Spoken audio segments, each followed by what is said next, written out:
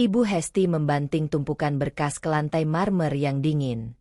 Menantu tak berguna. Hanya bisa menghabiskan uang. Sudah miskin. Tidak punya harga diri pula. Siska terdiam. Menunduk dalam. Di lobi kantor, Rio mencibir di depan rekan-rekannya. Siska hanyalah beban. Dia bahkan tidak layak berdiri di lobi kantor kita yang megah ini. Tak jauh dari mereka, Clara tertawa sinis. Siska, sadarlah. Kamu hanya pelayan di rumah ini, bukan istri. 3 hari kemudian, di ruang direksi utama yang sunyi, Rio dan Ibu Hesti berlutut gemetar dengan wajah pucat pasi di lantai granit. Napas mereka tersengal menatap sosok yang kini duduk tenang di kursi pimpinan utama. Semuanya terlambat, karena tanda tangan di atas lembar saham itu bukan milik mereka, melainkan milik wanita yang selama ini mereka injak. Siska menatap dingin dari balik meja kayu jati, membiarkan keheningan mencekam menghancurkan mental keduanya. Kalian pasti gregetan kan lihat Siska diinjak terus? Kalau kalian jadi Siska, apa tindakan brutal yang akan kalian lakukan setelah tahu suaminya berkhianat? Komen di bawah ya. Jangan lupa follow akun ini sekarang supaya tidak ketinggalan aksi balas dendam paling memuaskan di episode selanjutnya. Siapkan diri kalian. Fajar baru saja menyentuh langit Jakarta. Namun suasana di dalam rumah mewah keluarga Aditama sudah terasa sedingin es. Dinding marmer berwarna putih gading memantulkan cahaya lampu gantung kristal yang menggantung megah di ruang makan. Siska Andini, wanita itu tampak bergerak tanpa suara di atas lantai granit yang dipoles hingga menyerupai cermin. Ia mengenakan blus katun berwarna abu-abu pudar, dipadukan dengan celana kain high waist yang longgar. Rambut hitamnya terikat rendah, menyisakan helai-helai halus yang jatuh di tengkuknya. Sepasang sepatu flat kanvas tanpa merek miliknya berderit pelan setiap kali ia melangkah menuju meja makan yang panjangnya hampir 5 meter. Di ujung meja, Ibu Hesti duduk tegak. Ia mengenakan setelan blazer sutra berwarna emas yang berkilau tertimpa cahaya matahari pagi. Kalung mutiara besar yang melingkar di lehernya tampak seberat beban yang selalu ia berikan kepada Siska setiap hari. Di jari jemarinya, cincin berlian besar berkilat tajam, seolah siap menyayat siapapun yang berani menatapnya terlalu lama. Siska meletakkan piring porselen dengan sangat hati-hati, memastikan tidak ada suara benturan yang memicu kemarahan mertuanya itu. Ibu Hesti menatap piring itu, lalu mendengus sinis. Dengan gerakan kasar, ia menyapu tumpukan berkas yang tergeletak di samping piringnya hingga jatuh berhamburan ke lantai marmer. Suara kertas yang beradu dengan lantai terdengar memekakan telinga di ruang yang luas itu. Siska terdiam, bahunya merosot sedikit. Ia tidak segera memungutnya, hanya menatap berkas-berkas yang berantakan itu dengan tatapan kosong. Menantu tak berguna. Ibu Hesti berteriak. Suaranya melengking tajam merobek kesunyian pagi. Hanya bisa menghabiskan uang. Sudah miskin. Tidak punya harga diri pula. Lihat dirimu. Siska. Kamu tampak seperti pelayan yang tersesat di rumah ini. Kenapa kamu masih berdiri di sana dengan wajah bodoh itu? Ambil berkas-berkas itu sekarang juga. Siska menarik napas dalam-dalam, merasakan sesak di dadanya. Ia berlutut di atas lantai yang dingin. Jemarinya yang ramping meraba permukaan marmer, memunguti satu persatu lembaran kertas yang berserakan. Ibu Hesti menyesap tehnya dengan anggun. Matanya menatap Siska dengan tatapan penuh penghinaan yang sudah terpatri selama 3 tahun pernikahan ini. Siska tidak menjawab, hanya menunduk dalam-dalam, menyembunyikan matanya yang mulai memanas karena menahan gejolak perasaan yang sudah ia tekan terlalu lama. Di tempat lain, di kantor pusat Aditama Realty, suasana yang sama kaku menyambut Siska. Gedung itu adalah mahakarya kaca dan baja, sebuah simbol kekuasaan yang dibangun di atas ambisi yang tak berujung. Lantai polished granite di lobi utama terlihat berkilau seperti air, mencerminkan gedung pencakar langit Jakarta di luar sana. Siska melangkah melewati lobi dengan kepala tertunduk, mencoba menjadi tidak terlihat di balik dinding-dinding kaca yang megah. Di dekat lift eksekutif, ia berpapasan dengan Rio Aditama. Suaminya itu tampak sangat kontras dengan dirinya. Rio mengenakan setelan jas slim fit berwarna biru dongker dengan kemeja putih yang disetrika licin, tanpa satupun kusut. Jam tangan mewah melingkar di pergelangan tangannya, memancarkan aura kesuksesan yang palsu. Rio sedang berbincang dengan rekan-rekan bisnisnya, tertawa dengan suara yang penuh rasa percaya diri. Saat matanya menangkap sosok Siska, tawanya terhenti sejenak, digantikan oleh cibiran yang membuat rekan-rekannya ikut menoleh. Rio melangkah mendekat, tubuhnya yang tegap menghalangi jalan Siska. Ia menatap istrinya dari atas ke bawah, seolah sedang menilai barang rusak yang tidak layak simpan. Siska hanya bisa diam, memegang erat tali tas kanvasnya yang sederhana. "Lihat, rekan-rekan," Rio berkata dengan suara keras yang sengaja dibuat agar terdengar oleh orang-orang di lobi. Siska hanyalah beban. Dia bahkan tidak layak berdiri di lobi kantor kita yang megah ini. Kadang aku bertanya-tanya, bagaimana mungkin wanita seperti dia bisa menjadi istriku? Dia hanya pengingat akan masa lalu keluarga kami yang tidak penting. Rekan-rekan Rio tertawa kecil. Suara tawa mereka bergema di lobi yang luas. Di kejauhan, Clara, selingkuhan Rio yang selalu tampak seperti model sampul majalah, mendekat dengan langkah yang percaya diri.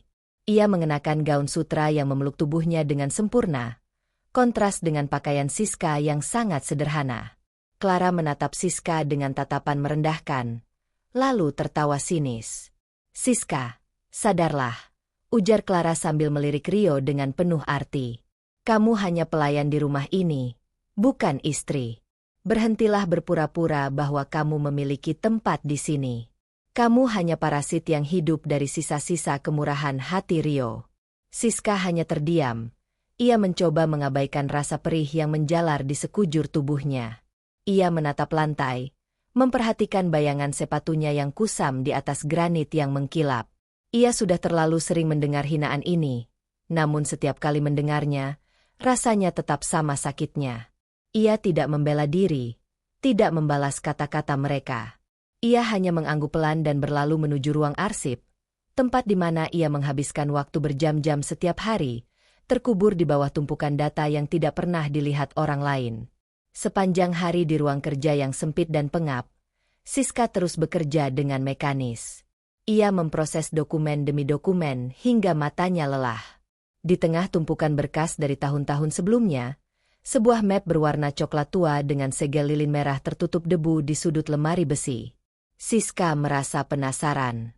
Ia menyentuh segel itu, merasakan teksturnya yang kasar di bawah jemarinya. Dengan perlahan, ia membuka map tersebut. Isinya adalah sebuah surat wasiat resmi dari mendiang kakeknya. Sosok yang dulu sangat ia sayangi namun disembunyikan keberadaannya oleh keluarga Rio. Surat itu menyatakan dengan jelas bahwa Siska adalah pemilik tunggal saham mayoritas Aditama Realty. Ada sebuah catatan kecil yang terselip di dalam map tersebut. Wasiat terakhir ini baru bisa diaktifkan setelah masa tunggu 3 tahun pernikahan berlalu. Jantung Siska berdegup kencang. Ia menghitung waktu. 3 tahun. Hari ini adalah tepat 3 tahun sejak ia dipaksa menikahi Rio demi melunasi hutang budi keluarganya. Napasnya tercekat. Selama ini, ia bukan hanya seorang istri yang terabaikan. Ia adalah pemilik sah dari perusahaan yang selama ini digunakan Rio dan Ibu Hesti untuk memamerkan kekuasaan mereka. Tangan Siska gemetar saat membaca klausul demi klausul yang ada di dalam dokumen tersebut. Ia menyadari bahwa selama ini, setiap hinaan, setiap caci maki, dan setiap tindakan merendahkan yang ia terima hanyalah bagian dari sandiwara besar yang mereka jalankan untuk menjauhkan dirinya dari kebenaran. Ia menatap surat itu dengan tatapan yang mulai berubah. Sisa-sisa keraguan di wajahnya perlahan menghilang, digantikan oleh ketenangan yang menakutkan. Di luar ruangan, suara langkah kaki terdengar mendekat. Siska dengan sigap menyembunyikan map tersebut ke dalam tas kanvasnya. Pintu ruangan terbuka lebar, dan Rio masuk dengan wajah yang dipenuhi amarah. Ia tidak mengetuk pintu, langsung mendekati meja kerja Siska dan menggebraknya dengan keras. "Apa yang kamu lakukan di sini sejak tadi?" Rio membentak. Matanya menatap Siska dengan tajam. "Ada tumpukan kopi yang tumpah di ruang rapat lantai atas. Bersihkan sekarang juga, atau kamu tidak usah pulang ke rumah malam ini." Siska menatap Rio, bukan dengan rasa takut seperti biasanya, melainkan dengan tatapan yang datar. Ia berdiri dari kursinya dengan tenang, menyimpan bolpoin yang ia pegang ke atas meja dengan rapi. Ia menatap mata suaminya itu, menelusuri setiap inci wajah yang dulu ia cintai namun kini hanya menyisakan rasa jijik. Siska tahu bahwa ini adalah kali terakhir ia akan melakukan perintah konyol pria ini sebagai seorang istri yang patuh. "Baik, Rio," ucap Siska dengan suara yang tenang, hampir berbisik namun terdengar jelas di telinga Rio. "Saya akan membersihkannya." Siska berjalan melewati Rio menuju pintu. Saat ia melewati suaminya, ia berhenti sejenak, membiarkan aroma parfum maskulin Rio menyentuh indranya. Ia tidak menoleh, hanya tersenyum tipis, senyum yang tidak disadari oleh Rio karena pria itu masih sibuk mendumel tentang betapa tidak bergunanya Siska. Di lorong kantor yang panjang, Siska berjalan dengan langkah yang kini terasa lebih ringan. Ia bisa merasakan perubahan di dalam dirinya. Kesadaran akan kekuasaannya mulai meresap ke dalam sumsum tulangnya. Ia teringat akan wajah Ibu Hesti yang selalu penuh angkuh dan wajah Clara yang selalu menertawakan penderitaannya. Sebentar lagi, mereka semua akan tahu harga dari setiap luka yang mereka torehkan. Ia menuju ke ruang rapat besar di lantai utama. Ruangan itu penuh dengan para investor yang sedang mendiskusikan masa depan perusahaan. Saat Siska masuk dengan membawa peralatan kebersihan, semua orang di ruangan itu menoleh. Rio dan Ibu Hesti yang juga hadir di sana, menatapnya dengan pandangan jijik. "Lihat, dia datang." Ibu Hesti berbisik cukup keras kepada para investor di sampingnya. "Menantuku yang tidak punya otak, hanya bisa melakukan pekerjaan rendahan." Siska berlutut di tengah ruangan, di depan meja kayu jati yang besar di mana tumpahan kopi menodai lantai. Ia mulai mengelap lantai itu dengan kain yang ia bawa. Ia bisa merasakan tatapan menghina dari setiap orang di ruangan tersebut. Namun ia tetap fokus. Siska membayangkan setiap sapuan kain itu adalah langkah awal untuk membersihkan kotoran yang telah merusak hidupnya selama ini. Rio berdiri di sampingnya, memandang ke bawah dengan tangan yang terlipat di dada. Dia menendang sedikit kain pel Siska dengan ujung sepatu kulitnya yang mengkilap. "Kerja yang cepat, Siska. Kalau saja kamu bisa sepintar ini dalam mengatur keuangan rumah tangga, mungkin kita tidak akan kesulitan membayar pajak tahunan." Rio mencibir, memancing tawa dari rekan-rekan direksi lainnya. Siska tidak merespons. Ia terus bekerja, memperhatikan setiap detail ruangan rapat tersebut. Ia melihat simbol perusahaan Aditama Realty yang tertempel megah di dinding utama. Ia melihat para direksi yang tampak begitu takut akan pengaruh Ibu Hesti. Ia melihat posisi duduk mereka, cara mereka berbicara, dan betapa rapuhnya fondasi yang mereka bangun di atas kebohongan. Saat ia selesai, Siska berdiri perlahan, menepuk lutut celananya yang sedikit kotor. Ia menatap Rio tepat di matanya, sebuah tindakan yang jarang ia lakukan. Sesaat, Rio tampak bingung dengan perubahan tatapan istrinya, namun ia segera mengibaskannya dengan angkuh. "Sudah selesai?" tanya Rio dengan nada memerintah. "Kalau sudah, kembali ke ruanganmu dan jangan keluar sebelum aku memanggilmu lagi." Siska tidak menjawab. Ia hanya mengangguk sopan, lalu berbalik dan berjalan keluar dari ruang rapat. Langkahnya mantap, tidak ada lagi keraguan. Di dalam tas kanvasnya, surat dari pengacara kakeknya terasa seperti beban yang paling berharga yang pernah ia bawa. Ia tahu, dalam waktu singkat, ruangan rapat yang baru saja ia tinggalkan akan menjadi saksi kehancuran keluarga yang telah menghancurkan hidupnya. Ia menuju ke arah lift, menekan tombol lantai bawah tanah di mana ia bisa menemukan tempat untuk bersembunyi sejenak. Di dalam lift yang kosong, Siska melihat bayangan dirinya di cermin dinding. Rambutnya yang diikat rendah, blus katun yang sederhana, dan wajahnya yang tanpa riasan. Ia tampak seperti wanita yang lemah, namun di balik matanya, ada api yang mulai berkobar. Siska tahu, permainan baru saja dimulai, dan kali ini, ia adalah pemegang kendali mutlak atas papan catur ini. Ia tersenyum tipis pada bayangannya sendiri, sebuah senyuman yang menyeratkan bahwa bagi Rio dan Ibu Hesti, waktu mereka hampir habis. Siska Andini, yang dulu diinjak-injak seperti debu, akan segera bangkit untuk mengambil kembali apa yang menjadi haknya. Di sudut kafe yang tersembunyi di balik bayang-bayang gedung pencakar langit Jakarta, Siska duduk di kursi kayu yang sedikit berderit setiap kali ia menggeser posisi tubuhnya.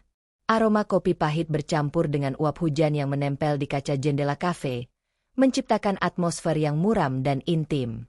Siska mengenakan blus katun putihnya yang rapi, meski ada noda kopi samar di bagian ujung lengan yang tidak sempat ia bersihkan setelah kejadian di ruang rapat tadi. Di hadapannya, seorang pria parubaya dengan kacamata berbingkai perak yang berkilau di bawah lampu temaram sedang menyusun lembaran dokumen hukum yang tebal. Pria itu adalah Pak Baskoro, pengacara kepercayaan mendiang kakek Siska. Ia menatap Siska dengan pandangan yang dalam, sebuah tatapan yang menuntut ketenangan. Jemarinya yang kurus menunjuk ke arah baris-baris teks yang tertulis dengan tinta hitam pekat pada kertas bermaterai. Siska menelan ludah. Suaranya tercekat di tenggorokan saat ia melihat logo perusahaan Aditama Realty yang tercetak dengan tinta emas di pojok kanan atas dokumen tersebut. Siska, ini adalah kunci dari segalanya. Suara Baskoro berat dan tenang, seolah setiap kata yang ia ucapkan memiliki bobot yang tidak bisa ditawar. Mereka tidak tahu apa yang sedang mereka injak. Selama 3 tahun ini, kamu telah melihat bagaimana mereka memperlakukanmu. Bagaimana mereka merendahkan harga dirimu di rumah maupun di kantor. Namun, mereka lupa satu hal mendasar. Kamu adalah pewaris tunggal yang sah atas 51% saham perusahaan ini. Kakekmu meninggalkan wasiat ini bukan untuk disia-siakan oleh orang-orang yang bahkan tidak pantas menjabat sebagai komisaris. Siska memandang dokumen itu dengan tangan gemetar. Ia membayangkan wajah Rio, wajah yang selalu memandang rendah dirinya, wajah yang dihiasi senyum sinis setiap kali ia dipermalukan. Ia teringat kembali pada Ibu Hesti, dengan kalung mutiara besarnya yang tampak berat dan sombong, serta bagaimana wanita itu selalu menganggap Siska hanyalah pajangan yang tidak berguna. Rasa nyeri di dadanya yang selama ini ditekan, perlahan berubah menjadi sesuatu yang lebih dingin dan mematikan. Saya tidak pernah menyangka, bisik Siska. Suaranya bergetar namun memiliki ketajaman yang mulai muncul. Saya selalu merasa bahwa kehadiran saya di sana hanyalah sebuah kesalahan. Bahwa saya memang wanita yang tidak mampu menempatkan diri. Ternyata, selama ini merekalah yang sedang menumpang di rumah saya, di perusahaan yang seharusnya menjadi tanggung jawab saya. Baskoro mengangguk pelan, menyesap kopi hitamnya sebelum melanjutkan. Mereka buta oleh keserakahan. Siska. Rio begitu terobsesi untuk menaikkan nilai saham perusahaan melalui proyek-proyek fiktif, sementara Ibu Hesti sibuk menguras aset perusahaan untuk gaya hidup mewahnya. Mereka tidak menyadari bahwa setiap tanda tangan yang mereka buat di atas dokumen perusahaan tanpa persetujuan pemegang saham mayoritas adalah tindakan ilegal. Kamu adalah pemegang kendali itu. Kamu hanya perlu waktu yang tepat untuk menggerakkan bidak terakhirmu. Siska menutup map dokumen tersebut dengan perlahan, merasakan tekstur kertasnya yang halus di ujung jarinya. Ia menarik napas panjang, mencoba meresapi realitas baru ini. Ini bukan lagi soal rumah tangga yang retak atau suami yang berselingkuh. Ini adalah soal keadilan yang harus ditegakkan dengan cara yang paling menyakitkan bagi mereka yang telah merusak harga dirinya. Setelah pertemuan itu, Siska kembali ke kantor Aditama Realty dengan perasaan yang berbeda. Ia berjalan melewati lobi kantor yang mewah, melewati lantai granit yang mengkilap yang biasanya membuatnya merasa kecil dan tidak berarti. Kali ini, setiap langkah kakinya terasa mantap. Saat ia melintasi meja resepsionis, ia melihat seorang rekan kerjanya, seorang staf administrasi junior bernama Rina, sedang dimarahi habis-habisan oleh Rio di depan banyak karyawan. Rina menunduk. Wajahnya pucat pasi sementara Rio terus mencaci maki dengan suara keras yang memantul di dinding-dinding kaca kantor. Kamu tidak becus kerja. Dasar bodoh. Teriak Rio, jarinya menunjuk tepat di depan hidung Rina. Akibat kesalahan sepele kamu, investor besar kita membatalkan kontrak hari ini. Kamu harus menanggung kerugian ini, atau kamu akan saya seret ke polisi dengan tuduhan sabotase. Siska berhenti sejenak di balik pilar besar, memperhatikan pemandangan itu. Ia melihat ketidakadilan yang begitu telanjang. Rio mencari kambing hitam atas kegagalannya sendiri. Rina adalah gadis muda yang jujur. Dan Siska tahu betul bahwa kesalahan itu sebenarnya disebabkan oleh kelalaian Rio dalam memeriksa berkas tender. Hati Siska terasa teriris melihat Rina yang hampir menangis. Ia tahu, jika ia membiarkan ini, Rina akan kehilangan pekerjaannya dan mungkin masa depannya. Siska melangkah keluar dari balik pilar. Suaranya tenang namun memotong suasana tegang di lobi tersebut. Rio, lepaskan dia. Kesalahan itu bukan tanggung jawab Rina. Saya yang melihat sendiri berkasnya kemarin, dan ada ketidaksesuaian data yang diinput oleh sistem di bawah otorisasi langsung dari ruanganmu. Rio tertegun. Ia memutar tubuhnya perlahan, menatap Siska dengan mata yang melebar penuh keheranan. Ia tidak menyangka istrinya, wanita yang biasanya diam saat diinjak, berani membantahnya di depan umum.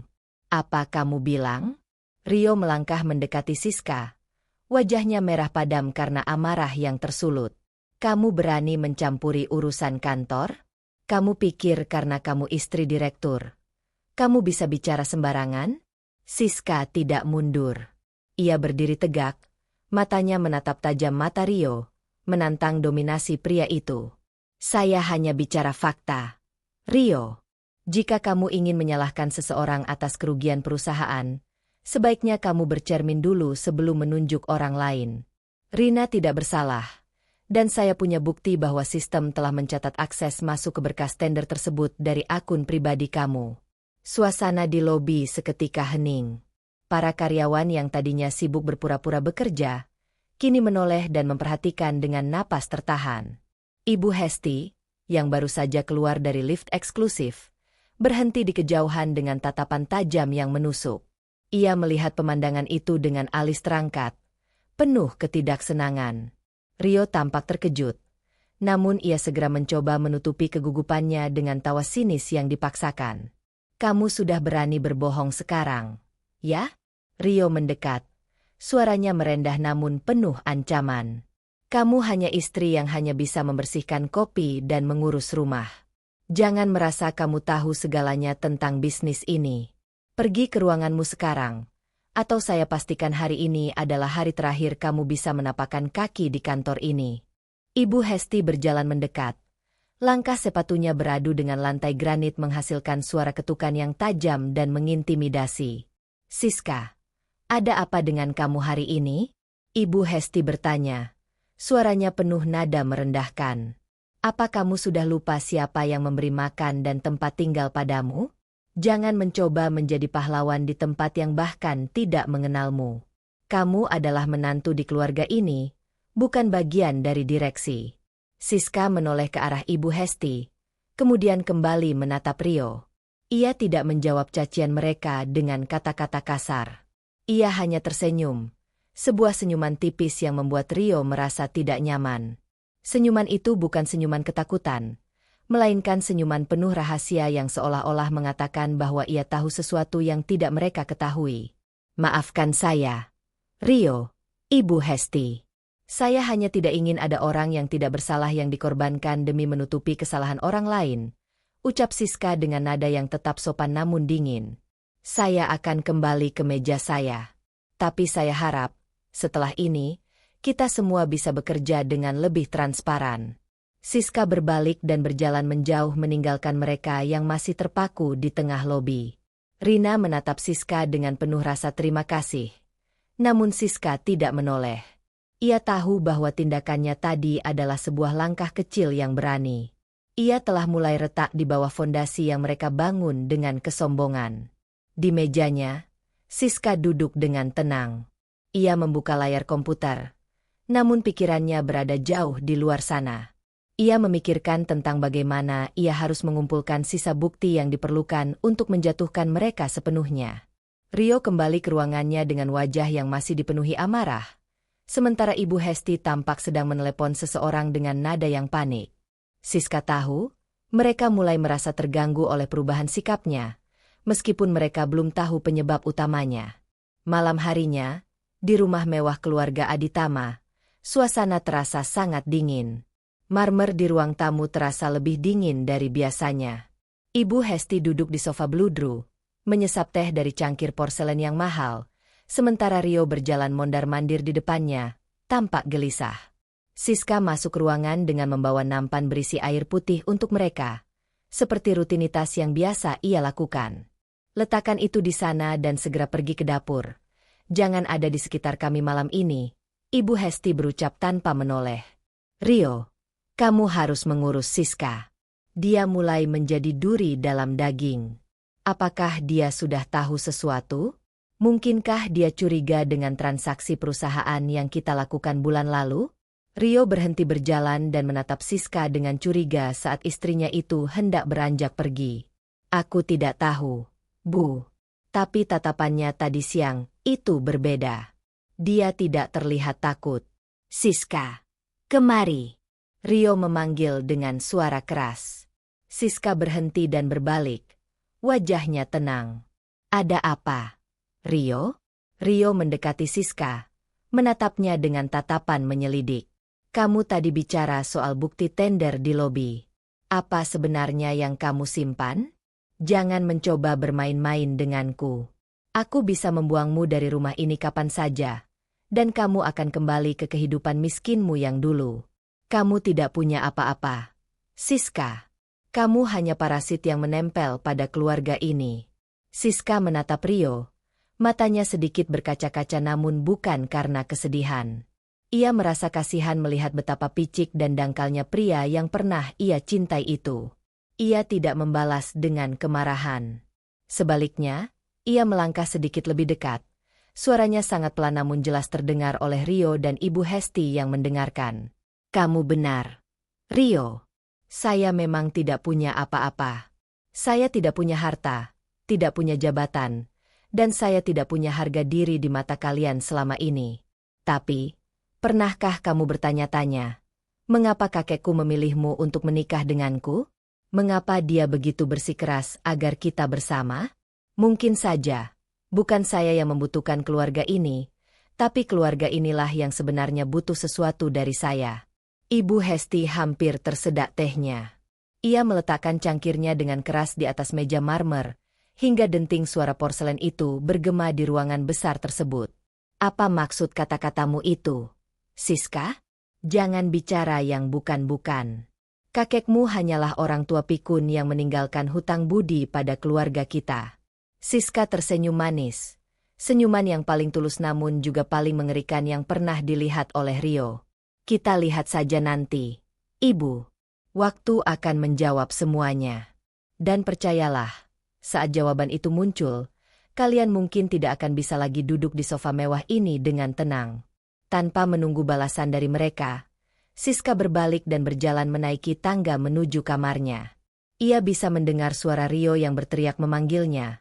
Namun ia tidak peduli. Ia masuk ke dalam kamar, mengunci pintunya rapat-rapat, dan mengeluarkan map dari tas kanvasnya lagi.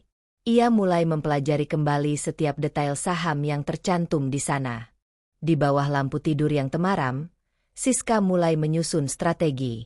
Ia tahu bahwa ia tidak bisa sendirian. Ia perlu memastikan setiap sekutu yang bisa ia dapatkan di dalam perusahaan berada di pihaknya.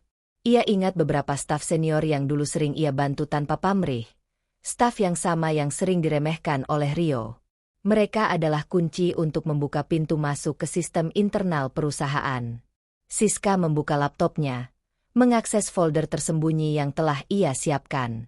Di dalamnya terdapat daftar komunikasi rahasia, catatan transaksi mencurigakan, dan salinan dokumen-dokumen penting yang selama ini ia kumpulkan secara diam-diam.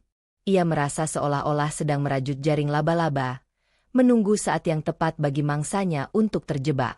Setiap malam setelah kejadian itu, Siska mulai berubah. Ia tidak lagi menjadi istri yang penurut yang hanya melayani keinginan mertuanya. Ia tetap menjalankan tugas rumah tangganya, namun dengan ritme yang lebih efisien dan teratur, menyisakan waktu lebih banyak untuk dirinya sendiri. Ia mulai sering pergi ke kafe yang sama untuk bertemu dengan Baskoro, mendiskusikan strategi hukum, dan memastikan bahwa tidak ada celah bagi Rio atau Ibu Hesti untuk meloloskan diri. Di kantor, Siska menjadi lebih vokal.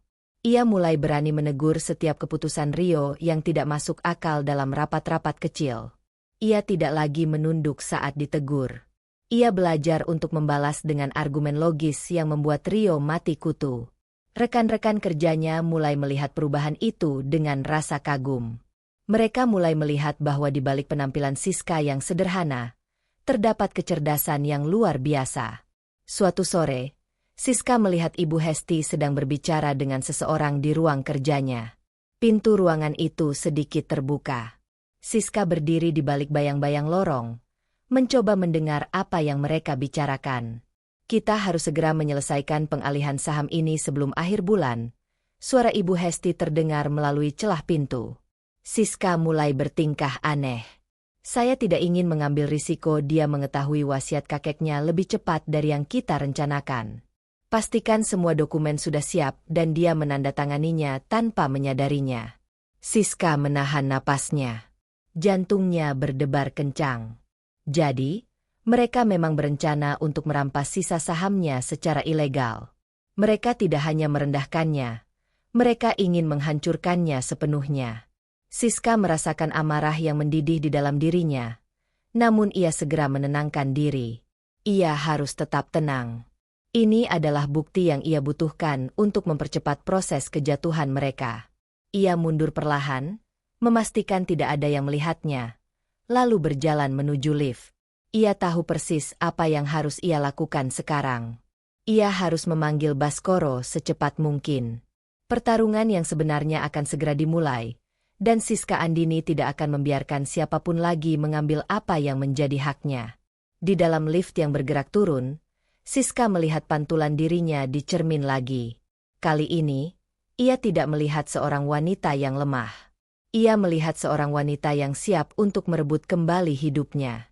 Rambutnya masih terikat rendah, pakaiannya masih sederhana, namun sorot matanya telah berubah. Itu adalah tatapan seorang pemimpin yang sudah siap untuk mengambil tahtanya. Pintu lift terbuka di lantai lobi. Siska keluar dengan langkah yang mantap. Di depannya, terlihat Rio yang sedang berbincang dengan selingkuhannya, Clara, sambil tertawa lebar. Clara memegang lengan Rio dengan manja, sementara Rio tampak begitu bangga dengan dirinya sendiri. Mereka tampak begitu bahagia di atas penderitaan orang lain. Siska melewatinya dengan tenang, tanpa sedikit pun rasa cemburu atau sakit hati. Bagi Siska, mereka hanyalah dua orang yang sedang menunggu waktu kehancuran mereka sendiri. Ia berjalan keluar dari kantor menuju parkiran, di mana mobil mewah berwarna hitam sudah menunggunya. Ia masuk ke dalam mobil, dan pengemudi yang mengenakan setelan jas hitam membukakan pintu untuknya. Rio, yang melihat mobil itu dari kejauhan, sempat menoleh dengan dahi berkerut, bertanya-tanya siapa yang menjemput istrinya dengan mobil semewah itu. Namun, sebelum ia sempat melihat lebih jelas, mobil itu sudah melaju pergi, meninggalkan Rio yang masih kebingungan dengan pertanyaan di kepalanya. Di dalam mobil, Siska menyandarkan kepalanya ke kursi kulit yang empuk. Ia menatap keluar jendela, melihat lampu-lampu kota Jakarta yang gemerlap. Ia tahu bahwa mulai besok, hidupnya tidak akan pernah sama lagi. Ia akan kembali sebagai orang yang berbeda, seseorang yang akan membuat Rio dan Ibu Hesti membayar setiap tetes air mata yang telah mereka peras darinya. Kesabaran adalah senjatanya, dan ia sudah siap untuk menarik pelatuknya. Ia menarik napas panjang, menikmati keheningan di dalam mobil, menyadari bahwa kemenangan yang ia nantikan sudah begitu dekat, dan ia tidak akan melepaskannya begitu saja. Setiap detik yang berlalu adalah satu langkah lebih dekat menuju keadilan yang sudah tertunda terlalu lama. Ia menutup matanya sejenak, membiarkan pikirannya tenang, karena besok pagi, ia akan berdiri di ruang rapat itu bukan lagi sebagai Siska yang diinjak, melainkan sebagai pemilik mutlak dari segala yang pernah mereka rampas. Matahari Jakarta pagi itu terasa lebih terik dari biasanya, memantulkan cahaya menyilaukan pada dinding kaca gedung Aditama Realty yang menjulang tinggi, seolah menantang langit. Di dalam lobi yang lantainya terbuat dari marmer hitam mengkilap, langkah kaki Siska terdengar pelan namun tegas. Ia mengenakan blus katun putih bersih yang disetrika dengan sempurna, dipadukan dengan celana kain high waist yang jatuh pas di tubuhnya. Tidak ada perhiasan mewah, hanya sebuah jam tangan analog sederhana yang melingkar di pergelangan tangannya. Ibu Hesti sudah menunggu di depan lift VIP dengan pose yang angkuh. Tas tangan kulit eksotis berwarna coklat tua tersampir di lengan kirinya, sementara tangan kanannya memegang ponsel dengan kuku-kuku yang dicat merah darah. Begitu Siska mendekat, Hesti menoleh, tatapannya menyapu Siska dari ujung rambut hingga ujung sepatu kanvasnya dengan pandangan merendahkan yang sudah terlalu sering Siska terima. "Kamu benar-benar tidak punya urat malu, Siska." Suara Hesti memecah kesunyian lobi yang dingin. Ia tidak menunggu jawaban, melainkan langsung menghujani Siska dengan cercaan yang telah ia siapkan.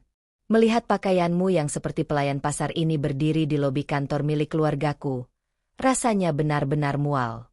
Apa kamu tidak punya cermin di rumah? Atau memang selera kelas bawahmu itu sudah mendarah daging sehingga tidak bisa lagi diperbaiki?" Siska berhenti tepat 2 langkah di depan Hesti. Ia tidak menunduk. Ia menatap langsung ke dalam manik mata wanita yang telah membuat hidupnya menderita selama 3 tahun terakhir. Tidak ada kilatan amarah di mata Siska, hanya ketenangan yang menakutkan, seperti air danau yang tenang sebelum badai besar datang. "Pakaian saya tidak menentukan nilai saya di sini, Ibu Hesti," jawab Siska dengan nada datar. Namun tiap katanya terucap dengan penekanan yang presisi. "Berani sekali kamu menjawab." Hesti melangkah maju, jemarinya yang dihiasi cincin berlian menunjuk tepat ke dahi Siska. "Keluargamu dulu hanyalah keluarga pengusaha gagal yang beruntung bisa menitipkan anaknya di keluarga kami. Kamu bukan siapa-siapa. Kamu hanyalah beban yang menghabiskan uang Rio untuk hal-hal tidak berguna." Di sudut lobi, Rio muncul dari balik pilar besar, mengenakan setelan jas biru dongker yang terlihat kaku namun mahal. Di sampingnya, Clara tampak menempel dengan senyum sinis yang selalu ia tujukan pada Siska. Rio berhenti, melipat tangannya di dada, dan tertawa remeh. "Siska, sudahlah. Ibu benar. Kamu bahkan tidak layak berdiri di lobi ini. Kenapa kamu tidak pulang saja dan bereskan rumah? Jangan memalukan kami lagi di depan klien penting yang akan datang sebentar lagi." "Oh, Rio," Siska membalas dengan senyum tipis yang dingin. "Klien penting? Atau calon korban baru yang akan kalian tipu dengan proyek fiktif itu?" Wajah Rio berubah pucat sesaat, namun ia segera menutupinya dengan kemarahan. "Jaga bicaramu. Kamu pikir dengan statusmu yang hanya staf administrasi rendahan, kamu bisa menuduhku? Kamu tahu kan, hari ini adalah hari di mana aku menandatangani pengalihan aset secara penuh? Setelah ini, tidak ada tempat bagimu di sini. Bahkan rumah itu pun bukan lagi milikmu." "Begitu ya?" Siska merespons, suaranya tetap tenang meski di sekeliling mereka beberapa staf kantor mulai berbisik-bisik, melirik kejadian itu dengan penasaran. "Jika itu yang kalian inginkan, maka mari kita selesaikan hari ini." Tiba-tiba, suasana lobi yang awalnya kaku menjadi mencekam ketika suara pintu kaca otomatis terbuka. Seorang pria parubaya dengan setelan jas hitam elegan melangkah masuk, diikuti oleh 2 orang pria berbadan tegap yang mengenakan kacamata hitam. Mereka berjalan dengan ritme yang sinkron, mengabaikan siapapun di lobi, dan langsung berhenti di hadapan Siska. Rio mengerutkan kening, merasa terintimidasi oleh aura pria parubaya tersebut. "Siapa kalian? Apa yang kalian lakukan di kantor Aditama Realty?" Pria itu tidak memedulikan Rio. Ia justru membungkuk hormat kepada Siska. "Nona Siska, semua persiapan sudah selesai sesuai instruksi Anda. Dewan direksi dan para pemegang saham sudah berkumpul di ruang rapat utama. Mereka menunggu kehadiran Anda." Hesti tertawa sumbang, meski tangannya sedikit bergetar. "Dewan direksi? Tunggu apa? Siska? Dia hanya staf administrasi. Kamu pasti salah orang." Pria itu menatap Hesti dengan pandangan dingin yang membuat wanita parubaya itu mundur selangkah. "Saya tidak pernah salah, Nyonya Hesti. Kami di sini atas perintah pemegang saham mayoritas yang sah atas Aditama Realty." Rio merasa dunianya seolah terguncang. Ia teringat mobil mewah hitam yang sempat ia lihat kemarin menjemput Siska. Ketakutan mulai merambat di dadanya. Namun ia mencoba mempertahankan harga dirinya. "Mayoritas? Saham perusahaan ini mayoritas milik keluarga Aditama. Itu artinya milikku. Benarkah? Siska berjalan melewati Rio, tubuhnya yang ramping tampak begitu kontras dengan setelan jas mahal suaminya. Ia berhenti sejenak, menoleh ke belakang bahunya, menatap Rio dengan tatapan yang sangat asing bagi pria itu. Sebaiknya kita segera ke ruang rapat. Rio, kamu tidak ingin melewatkan momen di mana kebohonganmu berakhir, bukan? Di ruang rapat lantai atas, suasana sangat panas. 10 anggota direksi duduk dengan rapi di kursi kulit berwarna hitam. Meja kayu mahoni panjang memisahkan mereka. Ketika Siska masuk, ruangan yang awalnya penuh dengan desas-desus langsung senyap.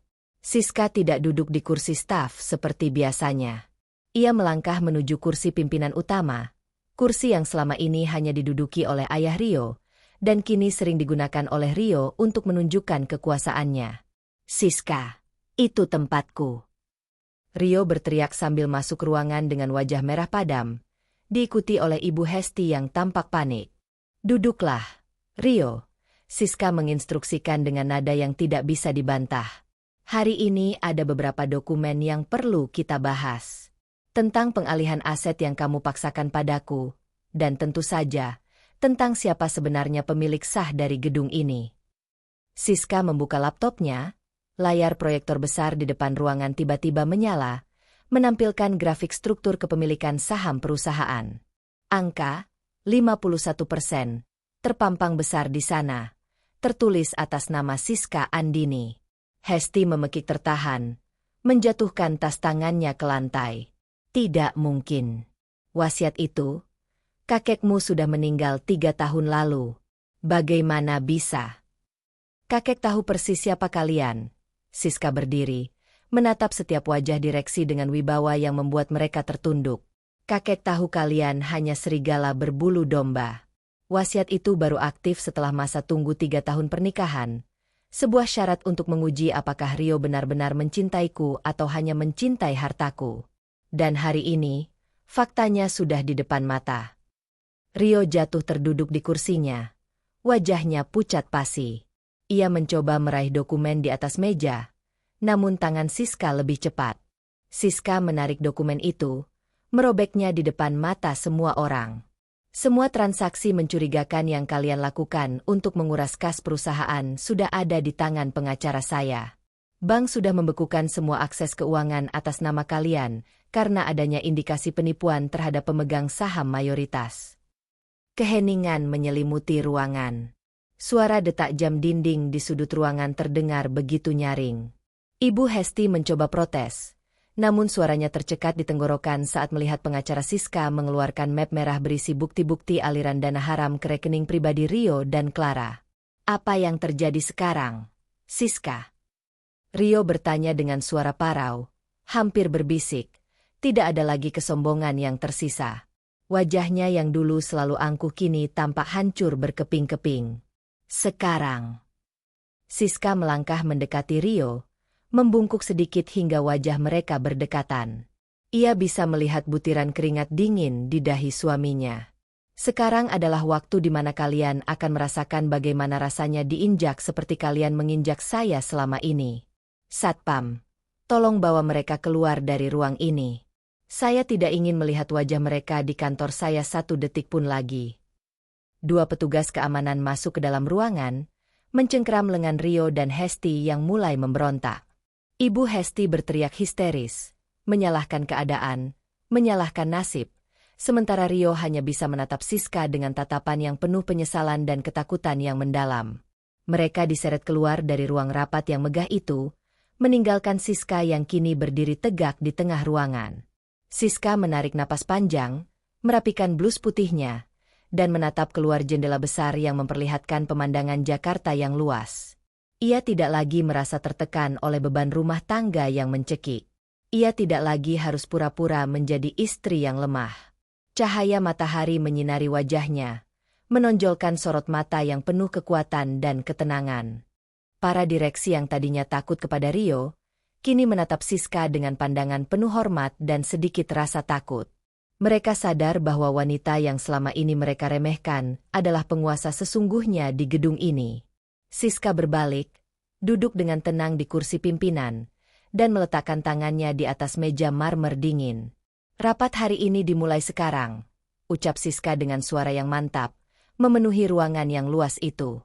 "Kita akan meninjau ulang setiap kebijakan yang dibuat oleh Rio selama 3 tahun terakhir.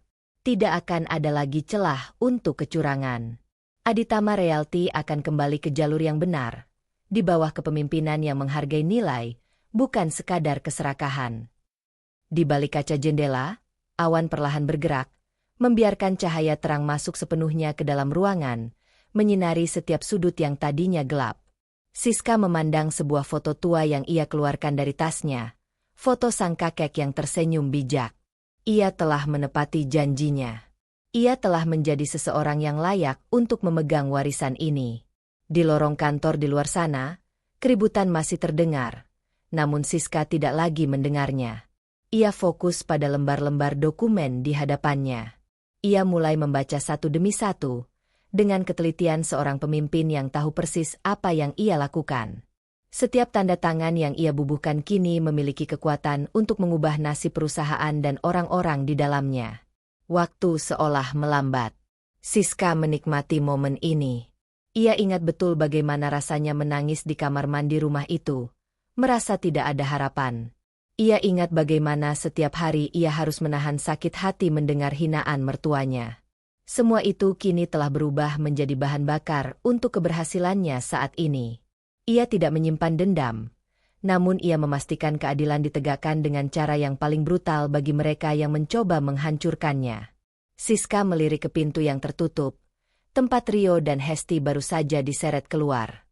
Ia tahu ini baru awal dari kehancuran finansial dan sosial mereka, dan ia merasa puas. Ia tidak perlu memaki, tidak perlu membalas dengan kekerasan fisik, karena kehancuran yang ia berikan jauh lebih menyakitkan, kehancuran kehormatan dan segalanya yang mereka banggakan. Ia kembali menatap direksi yang sedang menunggunya dengan napas tertahan. "Apakah ada yang keberatan dengan perubahan struktur ini?" tanyanya dengan nada yang tenang namun mengintimidasi.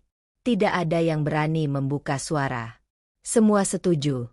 Semua tunduk pada otoritas barunya.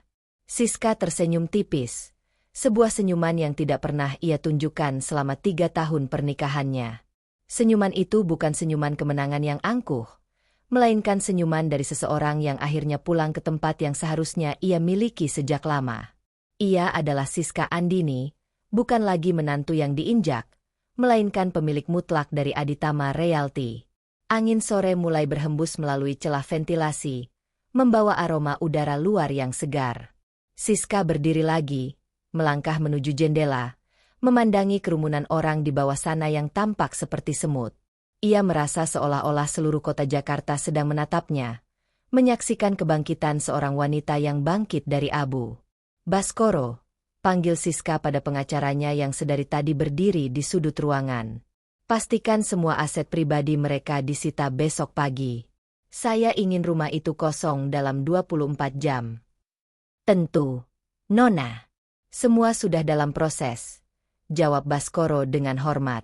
Siska mengangguk, kembali ke mejanya, dan menutup laptopnya dengan suara klik yang tegas. Ruangan itu kini terasa sepenuhnya miliknya. Ia telah memenangkan pertempuran, dan sekarang, ia akan mulai menata kerajaannya kembali. Tidak akan ada lagi penghinaan. Tidak akan ada lagi air mata yang terbuang percuma. Setiap detik ke depan adalah miliknya, dan ia akan menjalaninya dengan kepala tegak. Di luar, lampu-lampu kantor mulai menyala satu persatu, membentuk pola yang indah di tengah kegelapan malam yang mulai turun. Siska berdiri di sana, di tengah ruangan yang megah, menatap refleksi dirinya di kaca gedung. Ia melihat seorang pemimpin, seorang wanita yang tangguh, dan yang terpenting, seorang wanita yang telah merebut kembali haknya. Kesabaran, ketenangan, dan kecerdasan adalah kunci yang membukakan pintu ini baginya. Tepat saat malam mulai benar-benar menyelimuti Jakarta, Siska mematikan lampu ruang rapat, menyisakan hanya cahaya lampu LED yang memancar dari luar, menyoroti siluet dirinya. Ia adalah penguasa baru, dan malam ini adalah saksi bisu dari perubahan takdir yang luar biasa. Tidak ada lagi sisa-sisa Siska yang lemah di ruangan itu. Yang ada hanyalah Siska yang siap untuk memimpin, untuk mendominasi, dan untuk memastikan bahwa keadilan adalah kata terakhir dalam buku perjalanan hidupnya yang baru saja dimulai. Ia menarik napas dalam, merasakan udara kemenangan yang begitu nyata, dan melangkah keluar dari ruang rapat dengan langkah yang mantap, tidak lagi menoleh ke belakang. Semua telah berakhir, dan apa yang ia tunggu selama ini akhirnya terwujud dengan sempurna. Siska Andini telah benar-benar menemukan jati dirinya kembali di antara marmer dingin dan kaca megah yang kini sepenuhnya tunduk padanya. Ia berjalan menyusuri lorong kantor yang sunyi, meninggalkan jejak langkah yang akan diingat oleh siapapun yang berani meremehkannya. Ini adalah era baru, dan Siska Andini adalah nahoda utamanya. Ruang rapat direksi Aditama Realty yang biasanya dingin dan kaku, hari ini terasa lebih mencekam. Langit-langit ruangan yang terbuat dari material akustik kelas, atas tidak mampu meredam ketegangan yang merambat perlahan di setiap sudut. Pencahayaan LED berwarna coal white yang memancar dari balik panel langit-langit seolah-olah menguliti wajah-wajah yang ada di sana, menyoroti keringat dingin yang mulai muncul di kening Rio. Rio duduk di kursi pemimpin dengan posisi tubuh sedikit condong ke depan. Jemarinya yang terawat mengetuk meja marmer hitam dengan ritme tidak beraturan, mencerminkan gejolak emosi di dalam dirinya yang mencoba menutupi kepanikan mendalam. Di sampingnya, Ibu Hesti duduk dengan tegak, tangannya yang penuh dengan cincin berlian mencengkeram erat tas kulit eksotis di pangkuannya. Wajahnya yang tebal dengan riasan terlihat retak oleh kecemasan yang coba ia sembunyikan dengan ekspresi angkuh yang dipaksakan. Pintu kaca tebal yang berbingkai logam perak itu terbuka perlahan tanpa menimbulkan suara sedikit pun, memperlihatkan sosok Siska yang melangkah masuk ke dalam ruangan. Penampilannya hari ini sangat kontras dengan sosok Siska yang selama 3 tahun terakhir selalu terlihat lusuh dan tidak terurus. Ia mengenakan setelan formal berwarna charcoal dengan potongan tajam yang membungkus tubuhnya dengan sempurna, memberikan kesan otoritas yang sangat kuat.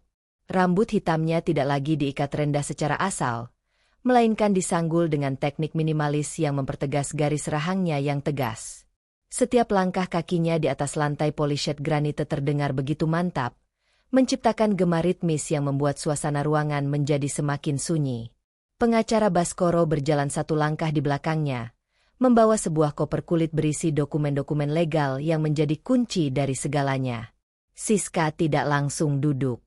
Ia berhenti sejenak di tengah ruangan, membiarkan tatapan matanya menyapu setiap wajah direktur yang hadir di sana.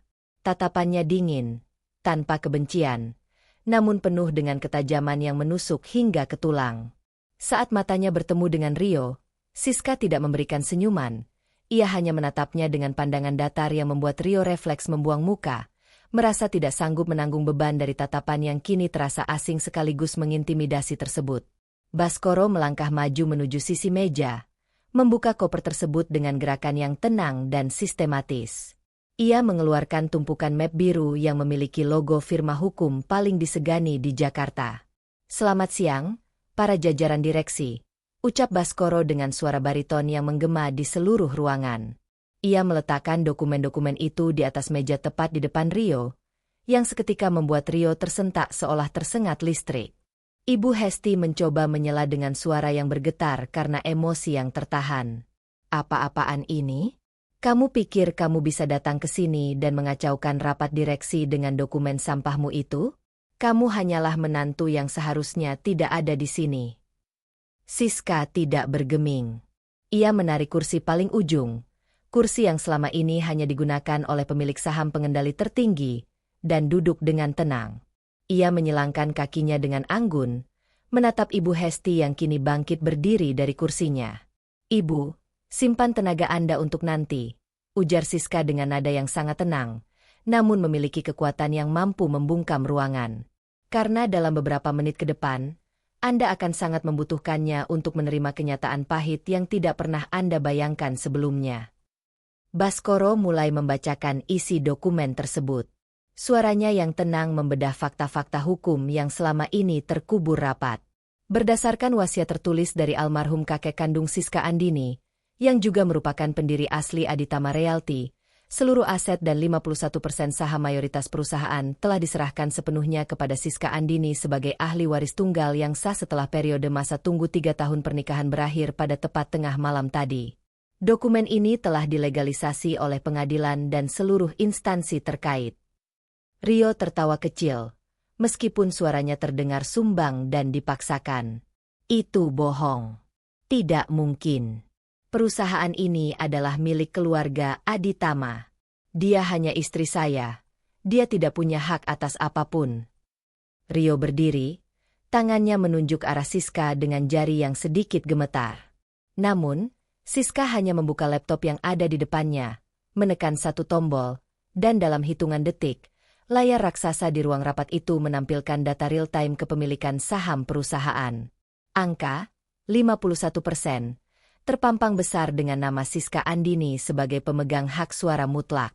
Warna wajah Rio berubah pucat pasi, seperti kertas yang kehilangan pigmennya. Ia jatuh terduduk kembali ke kursinya. Napasnya memburu tidak beraturan. Ibu Hesti yang tadinya masih ingin memprotes, kini hanya bisa terdiam dengan mulut yang sedikit terbuka. Kalung mutiara yang melingkar di lehernya tampak seolah mencekik dirinya sendiri akibat kecemasan yang ekstrim. Keheningan yang menyelimuti ruangan kini bukan lagi keheningan yang kaku, melainkan keheningan dari kekalahan mutlak. Para direktur di sekitar meja mulai saling berbisik. Mata mereka beralih dari Rio yang kini terlihat hancur, menuju Siska yang kini memegang kendali penuh. Siska mencondongkan tubuhnya, menyatukan jemarinya di atas meja marmer yang dingin. Rio, selama 3 tahun ini, kamu menganggap dirimu sebagai penguasa di sini. Kamu menggunakan uang perusahaan untuk kesenangan pribadimu, kamu memanipulasi aset, dan kamu bahkan mencoba mengkhianati setiap prinsip yang dibangun oleh kakek saya. Ucap Siska dengan nada datar namun setiap katanya terdengar sangat menyakitkan. Dan kamu, Ibu, Anda menikmati kemewahan yang seharusnya tidak pernah Anda miliki karena Anda tidak tahu bagaimana cara menghargai orang lain. Rio mencoba meraih dokumen di depannya dengan tangan yang gemetar hebat, namun Baskoro dengan sigap menutup map tersebut, menjauhkan hak akses dari jangkauan Rio. Tidak, ini tidak benar. Saya sudah menandatangani surat pengalihan aset. Siska, kamu tidak bisa melakukan ini. Seru Rio dengan suara yang mulai memohon, sebuah pemandangan yang memuakkan bagi siapapun yang melihatnya. Siska tersenyum tipis, sebuah senyuman yang jauh dari rasa hangat, sebuah senyuman yang menandai akhir dari penderitaan panjangnya. Surat yang kamu suruh saya tanda tangani malam itu. Siska tertawa kecil, suara tawa yang terdengar sangat dingin. Itu hanyalah surat pernyataan pelimpahan tanggung jawab administrasi rumah tangga yang tidak memiliki kekuatan hukum apapun terhadap aset perusahaan. Kamu terlalu sibuk dengan keserakahanmu sendiri sehingga tidak sempat membaca isi dokumennya dengan detail. Kamu merasa begitu percaya diri karena menganggap saya adalah wanita bodoh yang bisa kamu kendalikan sesuka hati. Siska berdiri, berjalan perlahan mengelilingi meja rapat yang besar itu. Ia berhenti tepat di belakang kursi Rio, meletakkan tangannya di sandaran kursi itu, membuat Rio gemetar hebat. Sejak hari ini, Rio, kamu bukan lagi bagian dari Aditama Realty. Begitu juga dengan Ibu. Seluruh akses kartu, properti yang kalian gunakan, dan semua fasilitas mewah yang kalian nikmati, akan segera ditarik kembali atas nama perusahaan. Ibu Hesti tidak bisa lagi menahan amarahnya. Ia mencoba bangkit dan berteriak. Kamu tidak bisa mengusir kami. Kami punya saham juga. Namun, Siska segera memotongnya dengan nada suara yang penuh otoritas yang tak terbantahkan. Saham Anda telah saya akuisisi lewat prosedur hukum yang sah atas perintah dari Dewan Pemegang Saham baru yang telah menyetujui mosi tidak percaya terhadap kepemimpinan kalian berdua. Keamanan gedung. Silakan bawa mereka keluar sekarang. 2 petugas keamanan berseragam rapi segera masuk ke dalam ruangan. Rio terlihat sangat hancur. Ia menatap ke sekeliling ruangan mencari dukungan dari para direktur, namun tidak ada satupun yang berani menatapnya. Semua orang di ruangan itu kini menundukkan kepala, tunduk pada Siska. Ketika petugas keamanan menarik lengan Rio dan Ibu Hesti, Rio sempat mencoba memberontak, namun Siska hanya menatapnya dengan pandangan dingin yang seolah mengatakan bahwa semuanya sudah terlambat. Setelah pintu ruang rapat tertutup rapat dan menyisakan kesunyian, Siska kembali duduk di kursi utamanya. Ia merasakan kelegaan yang luar biasa. Beban yang selama 3 tahun menghimpit dadanya, kini seolah terangkat begitu saja. Ia tidak merasa dendam yang meledak-ledak, melainkan kepuasan yang mendalam karena keadilan akhirnya menemukan jalannya sendiri. Ia menatap ke arah jendela besar yang memperlihatkan pemandangan kota Jakarta yang mulai senja. Lampu-lampu gedung di seberang sana mulai menyala, memberikan kontras yang indah di cakrawala. Baskoro mendekat, memberikan sebuah dokumen lagi untuk ditandatangani. Nona, ini mengenai proses penyerahan aset rumah mewah yang Anda minta untuk dikosongkan. Siska mengambil pulpennya dan menandatangani dokumen tersebut dengan goresan tinta yang mantap. Terima kasih, Baskoro. Pastikan semuanya berjalan sesuai prosedur hukum. Saya tidak ingin ada celah hukum sedikitpun yang bisa mereka gunakan untuk kembali. Ia kemudian menatap para direktur yang masih duduk dengan canggung.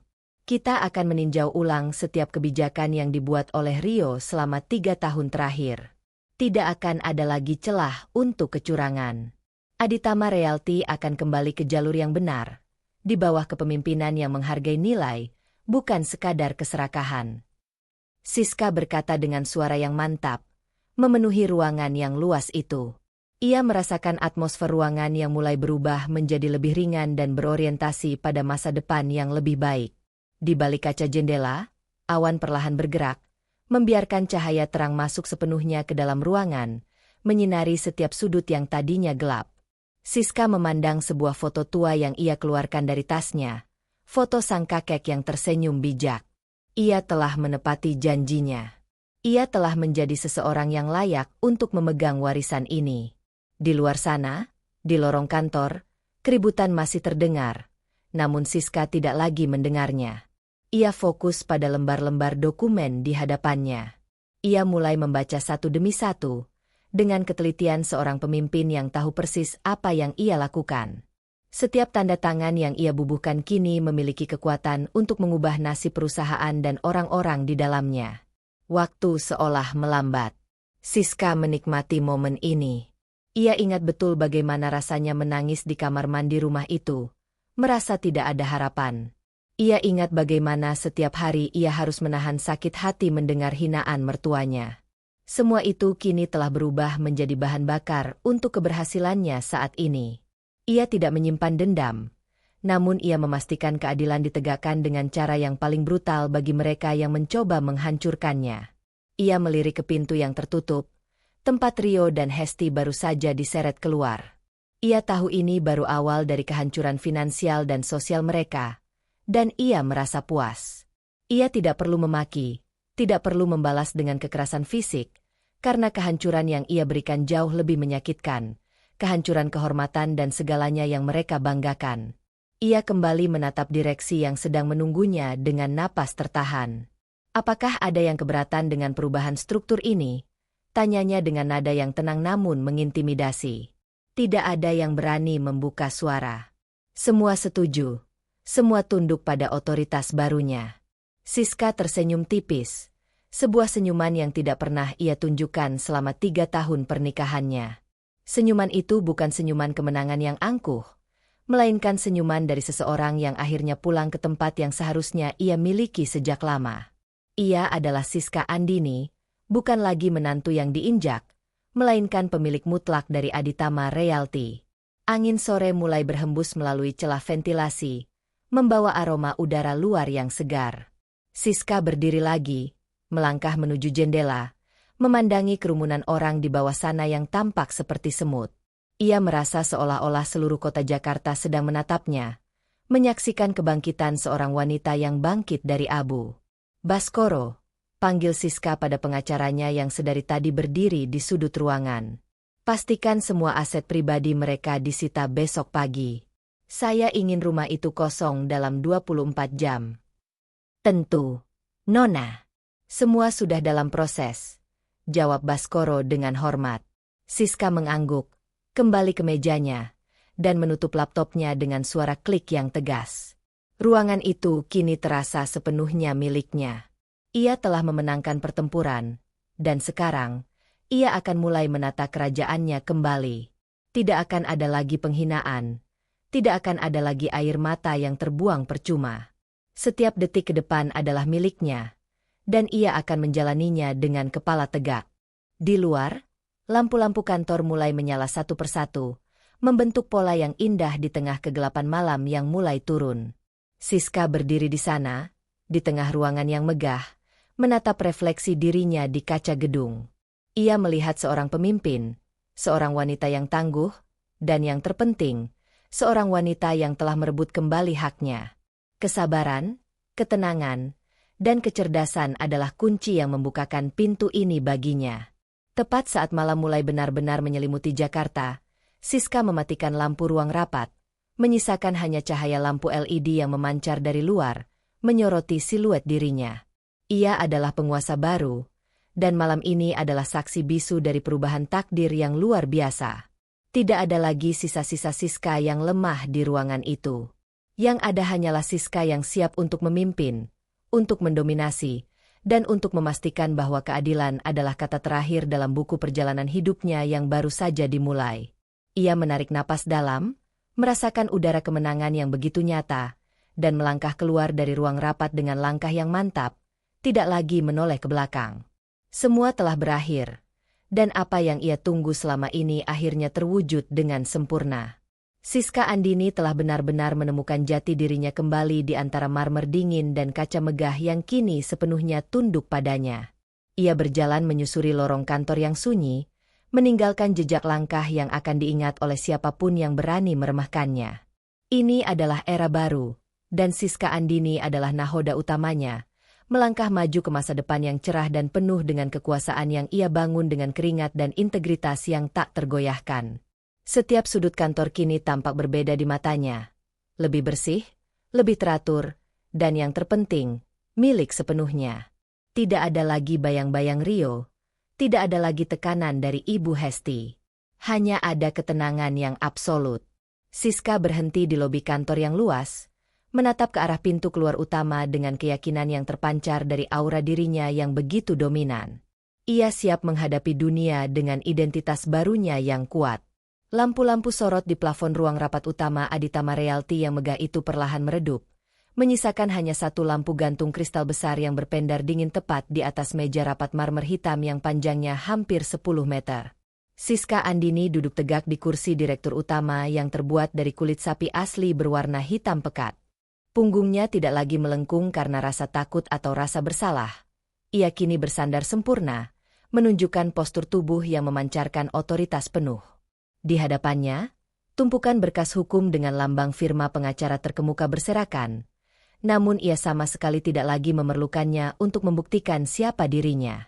Kebenaran telah terpatri di dinding, di lantai granit yang dipoles hingga mengkilap, dan di mata setiap anggota direksi yang kini hanya berani menunduk dalam-dalam, takut jika harus beradu pandang dengan wanita yang selama 3 tahun terakhir mereka anggap sebagai debu di bawah telapak kaki mereka. Siska menarik napas dalam-dalam, menghirup aroma ruangan yang kini didominasi oleh wangi parfumnya sendiri, sebuah aroma floral yang lembut namun tajam, yang seolah menegaskan bahwa tempat ini telah berganti pemilik. Ia menoleh ke arah jendela besar yang membentang dari lantai hingga langit-langit. Di luar sana, Jakarta tampak seperti hamparan permata yang berpendar dalam kegelapan malam. Cahaya lampu dari gedung-gedung pencakar langit lainnya di kawasan Sudirman seolah memberi penghormatan kepada gedung yang kini ia kuasai sepenuhnya. Ia tidak melihat kota itu sebagai tumpukan beton. Ia melihatnya sebagai wilayah kekuasaannya. Ia ingat betul bagaimana setiap inci ruangan ini pernah menjadi saksi bisu penghinaannya. Di meja itulah, Rio pernah menyiramkan air dingin ke tangannya saat ia mencoba memberikan saran bisnis yang brilian, dan di kursi itu, Ibu Hesti pernah menjambak rambutnya hanya karena ia terlambat menyajikan teh. Sekarang, semua itu adalah kenangan yang terasa seperti mimpi buruk dari kehidupan orang lain. Pintu kaca besar yang kedap suara itu terbuka perlahan, menampilkan sosok Rio dan Ibu Hesti yang didorong masuk oleh 2 petugas keamanan perusahaan yang bertubuh kekar. Mereka tidak lagi mengenakan setelan jas dan gaun sutra yang rapi. Pakaian mereka tampak kusut, seolah telah melalui pergumulan fisik yang berat. Rio, yang biasanya berdiri dengan dagu terangkat tinggi, kini tampak layu. Wajahnya yang pucat pasi memperlihatkan urat-urat kemarahan yang bercampur dengan ketakutan yang tak tertahankan. Ibu Hesti, Dengan kalung mutiara yang kini tampak miring dan tidak teratur, terus meracau dengan nada suara yang bergetar hebat. Matanya mencari-cari pegangan di dinding untuk menopang tubuhnya yang hampir ambruk. Mereka dihentikan tepat di tengah ruangan, di bawah lampu kristal yang menyorot tajam ke arah mereka, membuat setiap kerutan ketakutan di wajah mereka terlihat dengan sangat jelas bagi semua orang yang hadir. Siska tidak segera berbicara. Ia membiarkan keheningan yang menyesakkan memenuhi ruangan selama beberapa menit yang terasa seperti selamanya. Ia membuka satu persatu lembar dokumen di atas mejanya dengan ritme yang lambat dan disengaja. Suara gesekan kertas terdengar nyaring di ruangan yang sunyi itu. Ia kemudian melipat tangannya di atas meja, menautkan jemarinya dengan anggun. "Kalian tahu mengapa kalian dipanggil ke sini?" Suaranya rendah, datar, dan tenang. Namun setiap kata yang keluar dari bibirnya seolah menghantam jantung Rio dan Ibu Hesti. Rio mencoba untuk menegakkan tubuhnya, mencoba mengumpulkan sisa-sisa harga dirinya yang tersisa, namun kakinya gemetar hebat. Ia menelan ludah, tenggorokannya terasa kering seperti gurun pasir. Ibu Hesti mencoba untuk memprotes, namun suaranya tercekat di tenggorokan, hanya mampu mengeluarkan rintihan kecil yang menyedihkan. "Siska, ini tidak bisa dibiarkan," gumam Rio dengan suara parau yang nyaris tidak terdengar. "Kamu tidak bisa melakukan ini. Aku suamimu. Kita adalah keluarga." Siska tertawa kecil, suara tawa yang hambar dan tanpa kehangatan. Ia berdiri perlahan. Langkah kakinya di atas lantai granit terdengar seperti detak jam yang menghitung mundur akhir dari kehidupan mewah mereka. Ia berjalan mendekat ke arah Rio, berhenti tepat di hadapannya, menatap pria itu dengan tatapan yang tajam seperti belati. "Keluarga?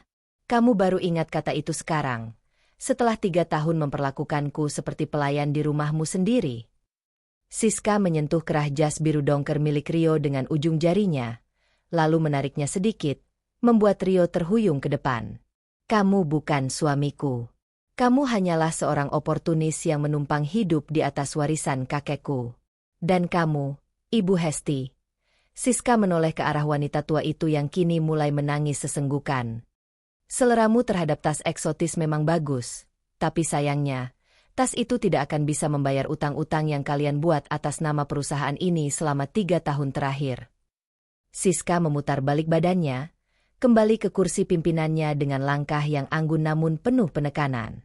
Ia mengambil sebuah dokumen biru yang tergeletak di samping laptopnya. "Hari ini, di depan seluruh direksi, saya secara resmi memecat Rio Aditama dan Ibu Hesti dari seluruh jabatan strategis di Aditama Realty. Tidak ada pesangon. Tidak ada hak untuk membawa aset perusahaan 1 senti pun." Ia menandatangani dokumen tersebut dengan pulpen emas yang ia ambil dari saku blus katunnya. Setiap goresan pena adalah palu godam yang menghancurkan masa depan Rio dan Hesti. "Selain itu," lanjut Siska tanpa menoleh, "rumah mewah yang kalian banggakan di Menteng itu adalah aset yang dibeli dengan dana perusahaan yang diselewengkan. Sesuai dengan hasil audit forensik yang telah diselesaikan pagi ini, rumah itu telah disita oleh negara dan akan dilelang untuk menutupi kerugian perusahaan. Kalian punya waktu tepat 24 jam untuk mengosongkan rumah tersebut. Jika lewat dari itu, petugas keamanan akan mengeluarkan kalian secara paksa ke jalanan." Ibu Hesti menjerit, sebuah suara melengking yang pecah oleh keputusasaan, dan mencoba untuk menerjang Siska, namun kedua petugas keamanan segera menahan lengannya. "Kamu tidak bisa melakukan ini, Siska. Kamu hanyalah orang asing. Kamu pelacur yang hanya beruntung karena wasiat itu," teriak Hesti dengan mata yang melotot tajam. Siska tidak berkedip. Ia bahkan tidak menunjukkan satupun tanda kemarahan. Ia hanya menatap mereka dengan tatapan kasihan, sebuah tatapan yang justru jauh lebih menghina daripada makian apapun. "Saya adalah pemilik mutlak perusahaan ini. Nama saya ada di sertifikat tanah, di akta notaris, dan di setiap lembar saham. Kalian tidak punya apa-apa lagi di sini. Keamanan, tolong bawa mereka keluar. Saya tidak ingin melihat wajah mereka di gedung ini 1 detik pun lebih lama lagi." Rio mencoba memberontak.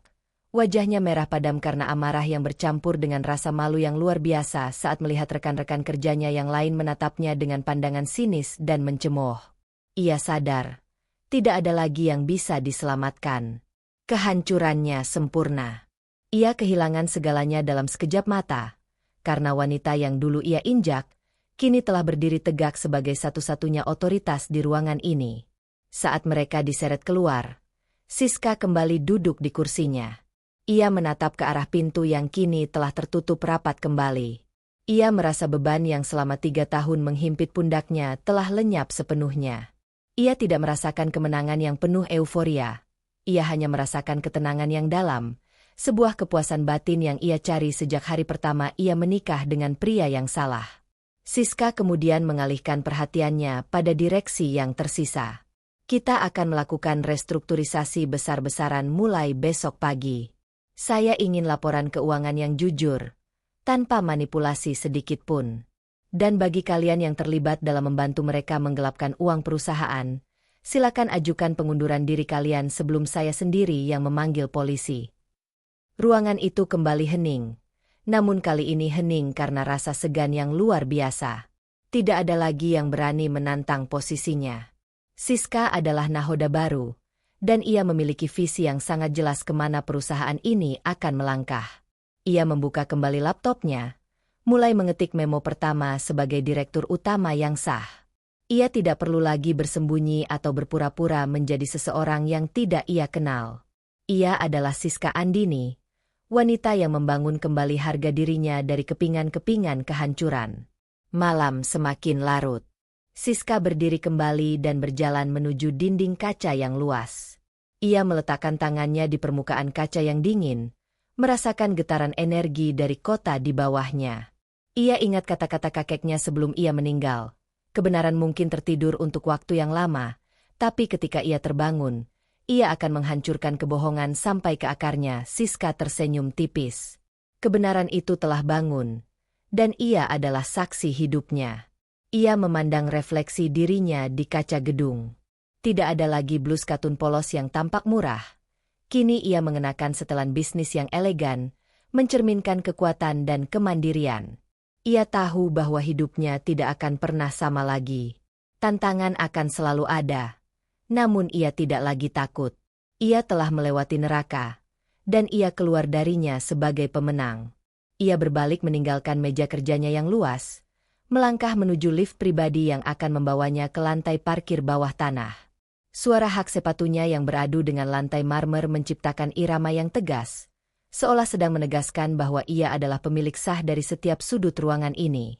Di lobi yang kini sudah sepi, seorang penjaga keamanan membukakan pintu untuknya dengan hormat yang nyata, bukan lagi hormat basa-basi yang dulu pernah ia terima. Siska mengangguk kecil sebagai apresiasi. Ia keluar gedung, disambut oleh udara malam Jakarta yang hangat dan lembab. Di kejauhan, ia bisa melihat mobil sedan mewah miliknya sedang menunggu di area jemputan khusus. Ia tidak menoleh ke belakang untuk melihat gedung Aditama Realty yang megah itu sekali lagi. Baginya, masa lalu sudah terkubur di dalam ruangan direksi, dan masa depan yang jauh lebih cerah sudah menunggu di balik setir mobilnya. Saat Siska masuk ke dalam mobil, ia menarik napas lega. Ia tidak perlu lagi berpura-pura, tidak perlu lagi menangis di sudut kamar mandi yang gelap, dan tidak perlu lagi memohon kasih sayang dari orang yang tidak pernah menghargainya. Hidupnya adalah miliknya sendiri sekarang. Ia menatap jalanan yang mulai kosong melalui kaca jendela mobil, merenungkan betapa rapuhnya kekuasaan yang dibangun di atas kebohongan. Rio dan Ibu Hesti mungkin sedang meratapi nasib mereka di suatu tempat, atau mungkin sedang berdebat saling menyalahkan. Namun bagi Siska, itu bukan lagi urusannya. Ia telah memberikan keadilan yang setimpal. Kehancuran kehormatan dan status sosial mereka adalah konsekuensi yang memang pantas mereka terima. Siska menutup matanya sejenak, membiarkan keheningan di dalam mobil memeluknya. Ia merasa damai. Di balik kemudi, Siska menyalakan mesin mobil. Suara mesin yang halus adalah simbol dari kehidupan baru yang akan ia jalani. Ia memutar setir, mengarahkan mobilnya keluar dari kawasan gedung Aditama Realty. Saat ia melintasi gerbang utama, ia menoleh sekilas ke papan nama besar, Aditama Realty, yang berpendar terang dengan lampu LED neon. Ia tahu, nama itu akan tetap ada, namun di bawah kepemimpinannya, Perusahaan ini akan tumbuh menjadi sesuatu yang lebih baik, sesuatu yang dibangun di atas integritas, bukan kecurangan. Ia tidak lagi peduli dengan apa yang orang lain katakan tentang dirinya di masa lalu. Yang penting adalah masa depan, dan masa depan itu ada di tangannya. Ia melaju dengan tenang membelah jalanan Jakarta yang mulai lengang, meninggalkan semua kesedihan, semua pengkhianatan, dan semua rasa sakit yang pernah ia rasakan di masa lalu. Siska melihat ke arah kaca spion tengah. Ia melihat bayangan dirinya sendiri, seorang wanita yang telah bertransformasi sepenuhnya. Matanya yang dulu redup oleh air mata, kini bersinar terang dengan keyakinan diri yang tak tergoyahkan. Ia adalah Siska Andini, seorang wanita yang telah merebut kembali haknya dan membuktikan bahwa kesabaran bukanlah tanda kelemahan, melainkan taktik yang paling mematikan bagi mereka yang meremehkan. Ia telah menang, dan ini hanyalah awal dari perjalanannya untuk menjadi wanita paling berpengaruh di industri ini. Ia tidak perlu memaki, tidak perlu membalas dengan kekerasan fisik, karena kehancuran yang ia berikan jauh lebih menyakitkan, kehancuran kehormatan dan segalanya yang mereka banggakan. Semuanya sudah berakhir, dan apa yang ia tunggu selama ini akhirnya terwujud dengan sempurna. Malam itu, di bawah langit Jakarta yang berbintang, Siska Andini merasakan kebebasan yang sesungguhnya. Ia tidak lagi terikat oleh ekspektasi siapapun, tidak lagi terjebak dalam hubungan yang beracun, dan tidak lagi menjadi bayang-bayang orang lain. Ia adalah matahari yang terbit setelah badai panjang yang menghancurkan. Siska Andini telah benar-benar menemukan jati dirinya kembali, tidak lagi di antara marmer dingin dan kaca megah, tetapi di dalam hatinya sendiri yang kini merasa utuh dan kuat. Ia melaju semakin jauh, menuju masa depan yang cerah dan penuh dengan kekuasaan yang ia bangun dengan keringat dan integritas yang tak tergoyahkan. Setiap sudut kantor kini tampak berbeda di matanya. Lebih bersih, lebih teratur, dan yang terpenting, milik sepenuhnya. Tidak ada lagi bayang-bayang Rio, tidak ada lagi tekanan dari Ibu Hesti. Hanya ada ketenangan yang absolut. Siska akhirnya sampai di apartemen pribadinya yang tenang. Ia keluar dari mobil dengan langkah yang ringan, tanpa beban sedikit pun di pundaknya. Ia memasuki lobi apartemen, menekan tombol lift, dan naik menuju unitnya di lantai teratas. Di sana, di ketinggian, ia berdiri menatap kota yang kini tunduk di bawah pandangannya. Tidak akan ada lagi penghinaan, tidak akan ada lagi air mata yang terbuang percuma. Setiap detik ke depan adalah miliknya, dan ia akan menjalaninya dengan kepala tegak. Ia telah menang, dan malam ini adalah saksi bisu dari perubahan takdir yang luar biasa. Ia menarik napas panjang, menikmati kesunyian yang menenangkan, dan tersenyum pada bayangan dirinya di jendela kaca apartemennya. Siska Andini adalah nahoda utama hidupnya, melangkah maju ke masa depan yang cerah dan penuh dengan kuasa yang ia bangun sendiri dengan keringat dan integritas yang tak tergoyahkan. Segalanya telah berakhir dengan sempurna dan penuh kehormatan.